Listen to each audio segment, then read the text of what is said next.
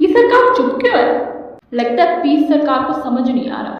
आप सबके लिए भूखे हैं। सोनम जी की हालत बहुत खराब है, तो सभी अपना अपना देख लो। कौन सी डेमोक्रेटिक कंट्री? जवाब तो देना ही पड़ेगा। सरकार हमसे करेगी बात। सभी लड़ाइयाँ सिर्फ जीतने के लिए नहीं लड़ी जाती, कुछ लड़ाइयाँ आने वाली पीढ़ी को जगाने के लिए भी लड़ी जाती है। Little wonders, big surprise.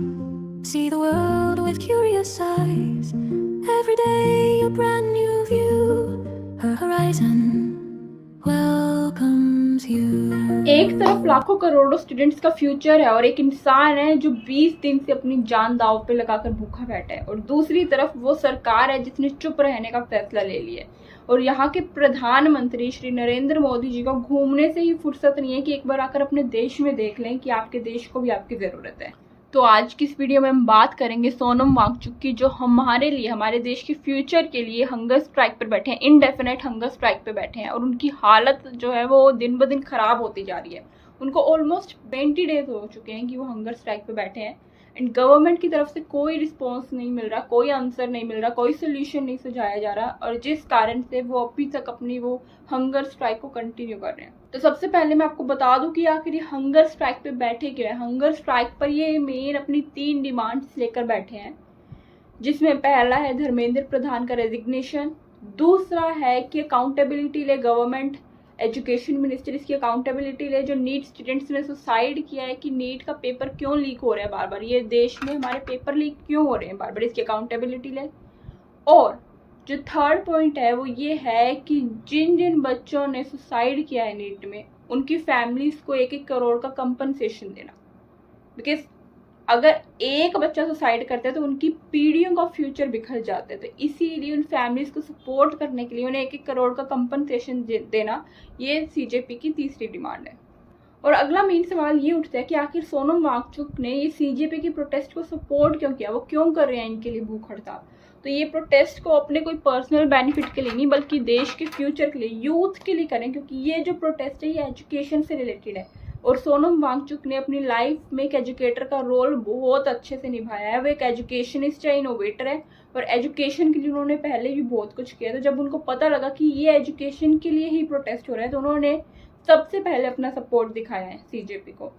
क्योंकि सोनम वांगचुक का मानना है कि जब स्टूडेंट्स की कोई आवाज नहीं बनता, जब उनकी आवाज को दबाया जाता है, उनके साथ जस्टिस नहीं किया जाता, तो किसी को तो उनकी आवाज बनना पड़ेगा, किसी को तो अन्याय के खिलाफ आवाज उठानी ही पड़ेगी। तो सोनम वांगचुक आए एंड उन्होंने कहा that he will support CJP just because it is an educational reform. तो इसीलिए इस प्रोटेस्ट में वो जुड़े, एंड उन्होंने एक पीसफुल वे चुना हंगर स्ट्राइक का, कि वो इस प्रोटेस्ट को अपना कंट्रीब्यूशन दे पाए। कि एक पीसफुल प्रोटेस्ट क्या आता है जिसमें बिल्कुल भी वायलेंस ना हो, एक नॉन वायलेंस वे में, एक नॉन वायलेंस वे अपना कर गांधी जी के रास्तों पर चल कर प्रोटेस्ट करना और अपनी मांगे रखना।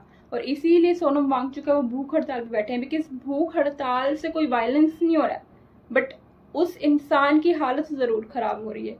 एक पीसफुल तरीके से जब कोई इंसान प्रोटेस्ट करता है तो उसकी जो आवाज है उसको दबा दिया जाता है, सरकार उसकी आवाज़ों को, उसकी मांगों को अनसुना कर देती है, और यही सरकार की सबसे बड़ी नाकामयाबी है। और एक डेमोक्रेटिक कंट्री की यही पहचान है कि वो देश है वो लोगों से चलता है, लोगों की मांगों से चलता है, कि लोग क्या चाहते हैं और किस तरह से जिंदगी में ग्रो करना चाहते हैं, उनके साथ क्या गलत हो रहा है, उनको जस्टिस दिया जा रहा है। मतलब लोगों के लिए ही सिस्टम होता है और लोगों से ही सिस्टम होता है। बट जब गवर्नमेंट रिस्पॉन्स ही नहीं देगी, when there is no communication, obviously there will be some speculations, and which is really very bad for any democratic country. और गवर्नमेंट का चुप रहना हमारी पूरी सोसाइटी में एक बहुत ही गलत मैसेज देता है। ये मैसेज देता है कि आप पीसफुल प्रोटेस्ट करेंगे तो आपकी आवाज कोई नहीं सुनेगा, आपकी बात कोई नहीं सुनेगा, आपको अनसुना कर दिया जाएगा, इसीलिए आप वायलेंस कीजिए। ये मैसेज चाहता है हमारी गवर्नमेंट के द्वारा हमारे समाज में, हमारी सोसाइटी में, कि पीसफुल चीजें करने से कुछ नहीं होता, थोड़ा वायलेंस कीजिए।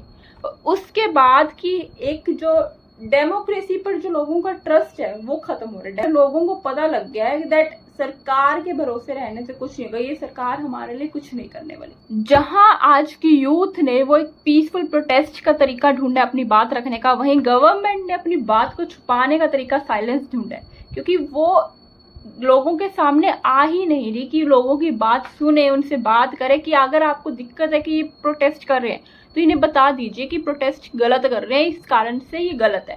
अगर आप वो भी नहीं बता रहे तो आम सी बात है, सरकार ही गलत है। सरकार को अकाउंटेबिलिटी तो लेनी चाहिए, एटलीस्ट डायलॉग कम्युनिकेशन तो करना चाहिए। आज के टाइम में देश में सबसे ज्यादा गलत पता है कौन है? हम लोग, आप लोग, हम सब गलत है, क्योंकि हमारी सबसे बड़ी गलती ये है कि हमने गलत सरकार को चुन लिया।